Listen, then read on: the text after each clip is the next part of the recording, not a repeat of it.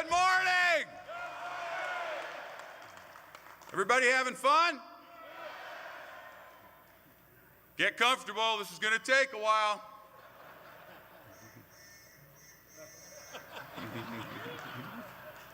That took a while.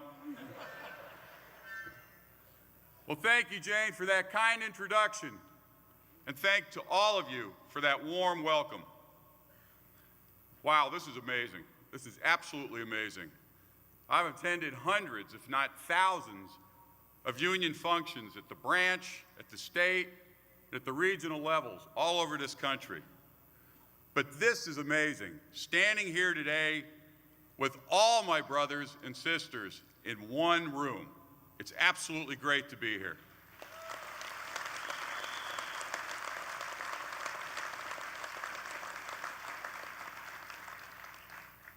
Thanks also to Charlie Miller and the amazing brothers and sisters of Branch 1100 for welcoming us to glorious Southern California. Thank you.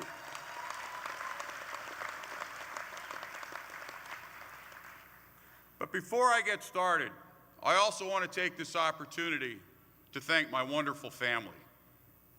My wife, Jolene, and my daughter, Jenna, who happen to be here.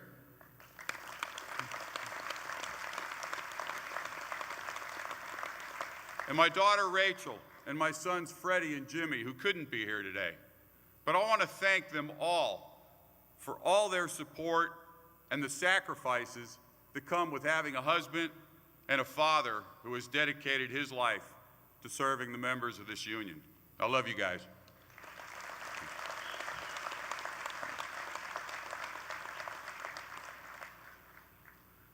Comfortable? Okay. There's no better place to dream about a brighter future than here in California, where so many Americans and workers from around the world have come to reinvent themselves. The land of the gold rush and the driving force behind the transcontinental railroads, the haven that drew millions of refugees from the Dust Bowl of the 1930s to harvest the grapes of wrath, the center of the post-World War II economy that helped to create the most economically advanced society in the history of the world. California is a magnet where the great American immigration story has played out again and again, creating the most diverse and cosmopolitan cities on the planet. Of course, the future is often born in the midst of great traumas. A good part of California history involved very hard times. The Dust Bowl refugees and Chinese workers who built the railroads were more focused on survival and overcoming exploitation than about any romantic dreams about inventing the future. You get water around here? Oh, look at that.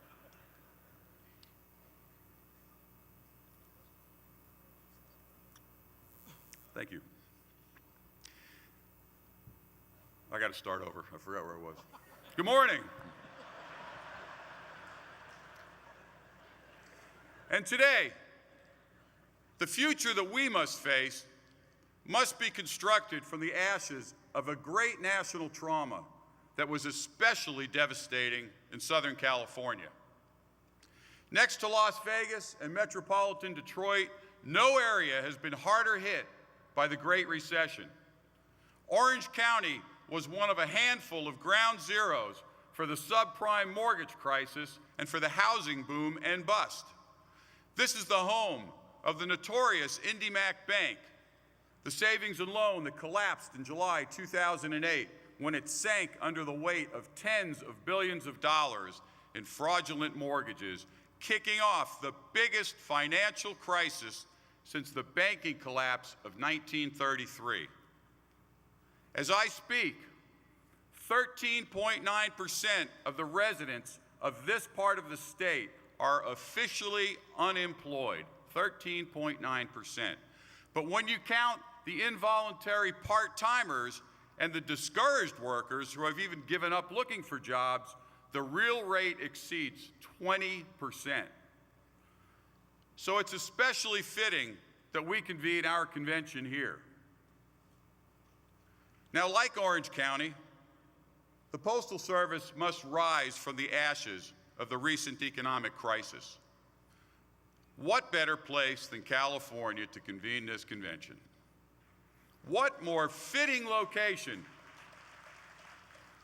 can there be to debate and decide the future of our great union than here, where the future is always present? This is where the future begins for us, brothers and sisters, and I am honored and pleased to open the 67th Biennial Convention of the National Association of Letter Carriers.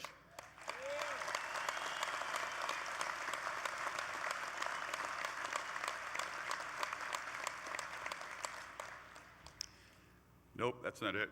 There's more. Let me start this morning with what is right about the United States Postal Service, with what is strong about the National Association of Letter Carriers, and with a challenge to everyone in this room to take what is right about the service and what is strong about the NALC to produce a positive result for our membership. Now, fear not. In a couple of minutes, I'm going to get to the bad news and the enormous challenges that we face. But I want to do it in the context of first reminding ourselves what a strong base we have, what strong tested tools we have at our disposal, and how determined we are, to putting those tools to work to preserve one of the last decent middle-class careers in America.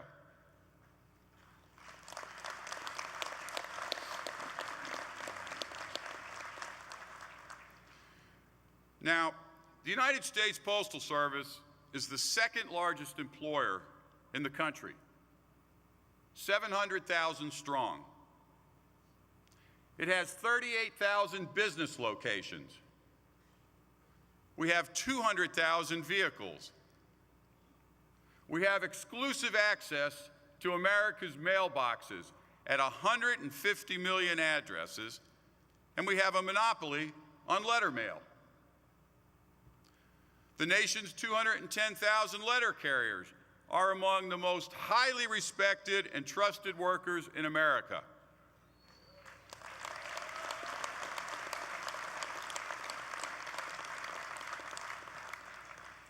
We deliver to those 150 million addresses on every street in every town and city in the country. We deliver 170 billion pieces of mail a year, containing many trillions, that's trillions with a T, of dollars of commercial transactions. We are, without question, without doubt, the last mile of delivery to every household and every business in this vast land. And our union is strong. And our union is strong.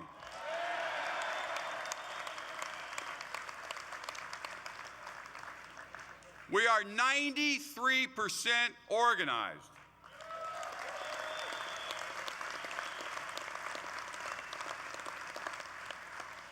How does that rate? Right at the top. We are the largest and best organized open shop union in America.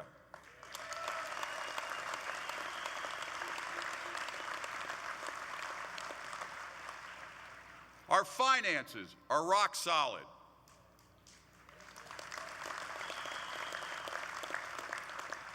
We have a top-notch staff of professionals and letter carrier experts, and thanks in part to our Leadership Academy and the mentoring of our current branch leaders, a whole new generation of leaders is emerging.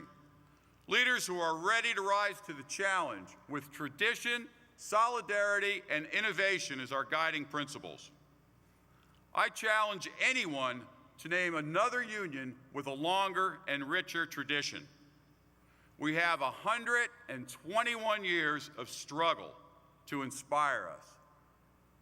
We were founded by the veterans of the Civil War. We've persisted through depressions and foreign wars. as we will celebrate this week with a special video on Wednesday, we fought to win collective bargaining rights that we have jealously protected for nearly 4 decades.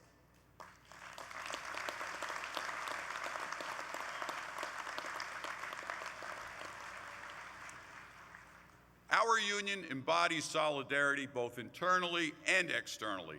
Over the past 2 years, we successfully fought off the threat of delivery outsourcing.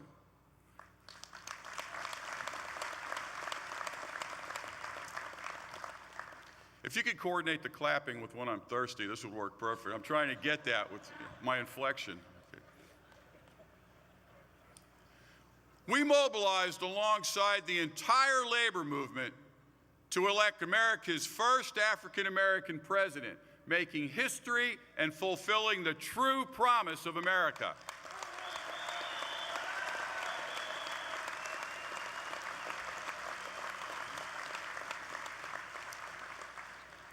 And that victory has already delivered major progressive reforms. We're on the path to near universal health care coverage, and we've rallied the country to avert a second Great Depression. These achievements are barely acknowledged in today's toxic political environment and are far from complete. There is work still to be done, but we've made real progress despite very difficult economic conditions.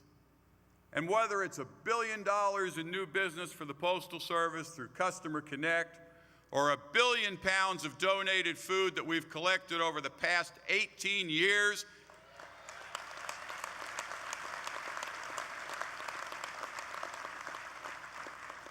we have proven that the National Association of Letter Carriers is a force for innovation as well.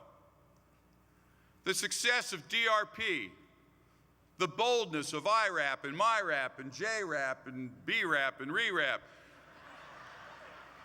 they all show that we have the ability to think big and to act in a way that both protects our members and promotes the long-term viability of the United States Postal Service.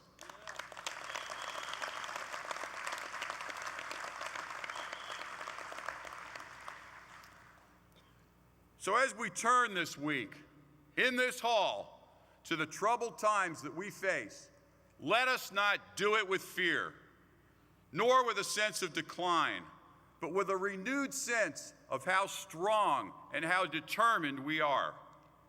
This is not whistling in the dark. This is not false bravado. Yes, things are tough, but we are tougher.